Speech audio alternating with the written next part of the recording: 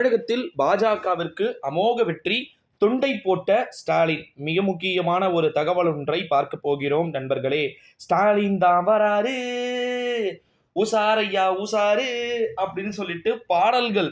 அப்படி இல்லை, தப்பு தப்பு, எரேஸ் பண்ணுங்க. வாரிசு தான் வராரு, உசாரையா உசாரு அப்படின்னு சொல்லிட்டு தமிழ்நாட்டின் முதலமைச்சருக்கு எதிராக தற்போது ஒரு மிகப்பெரிய ஒரு பிம்பம் வந்து பாத்தீங்கன்னா கட்டமைக்கப்பட்டு கொண்டிருக்கிறதை நம்மால் தெள்ள தெளிவாக பார்க்க முடிகிறது.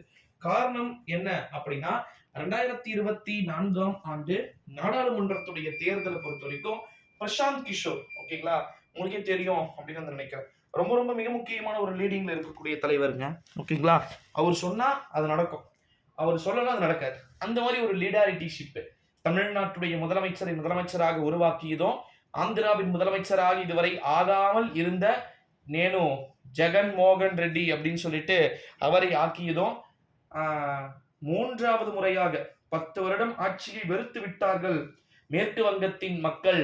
ஸோ நிச்சயமாக ஒரு ட்ரிபிள் டிஜிட் சீட்டை நிச்சயமா ஜெயிச்சிருவோம் அப்படின்னு சொன்ன கட்சியை 25-30 சீட்டு கூட தாண்ட விடாம, 40 சீட்டு கூட தாண்ட விடாம தடுத்ததும் இதே பிரசாந்த் கிஷோர் தான். அந்த அளவுக்கு பிரசாந்த் கிஷோர் அவர்கள் பேசக்கூடிய விஷயங்கள் நிறைய இருக்கின்ற ஒரு சூழ்நிலையில தான் தற்போதைய சூழ்நிலையில பாத்தீங்கன்னா பாஜகவிற்கு அமோக வெற்றி தமிழகத்தில் கிடைத்து விடுமோ என்ற ஒரு அச்சம் திமுகவினரிடையே நிலவிக் கொண்டிருக்கிறது. ஆனால் உண்மையில அப்படி கிடையாது. என்னதான் மற்றவர்கள் துண்டை போட போகிறார் தமிழ்நாட்டின் முதலமைச்சர் அப்படின்னு சொல்லிட்டு விதவிதமான ரகரகமான புதிய புதிய குற்றச்சாட்டுக்களை முன்வைத்தாலும் அதை பெரிதாக எடுத்துக்கொள்ள வேண்டாம் அப்படின்னு சொல்லியிருக்கிறாரு நம்முடைய தமிழ்நாட்டின் முதலமைச்சர் மாண்புமிகு திரு ஸ்டாலின் அவர்கள். என்ன ப்ரோ சொல்லுறீங்க, உண்மையாவா அப்படின்னு கேட்டீங்கன்னா, ஆமாம் நண்பர்களே.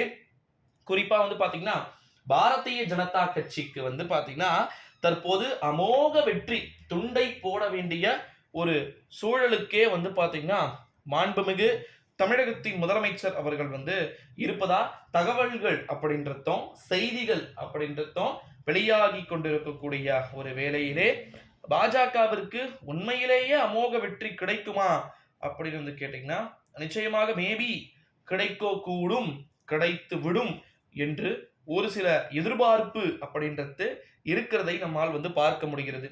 அப்படியெல்லாம் உண்மையில பாரதிய ஜனதா கட்சிக்கு பாத்தீங்கன்னா ஒரு அசாத்திய ஒரு வெற்றி கிடைச்சிச்சுன்னா, ஆடுவோம் பாருங்க ஒரு ஆட்டம் அப்படின்னு சொல்லிட்டு அவங்க ஆடுன்னு ஆட போறாங்க. அது ஒன்றா உண்மைதான். வாக்குகளாவது கிடைக்கக்கூடும் என்றுதான் நான் நினைக்கிறேன். ஓட்டுக்கள் கிடைக்குமா என்பது எனக்கு தெரியல.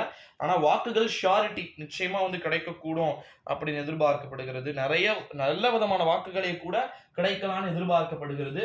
ஸோ வெயிட் பண்ணி பார்க்கலாம் நண்பர்களே. மறக்காம சேனலை சப்ஸ்கிரைப் பண்ணிக்கோங்க. நன்றி.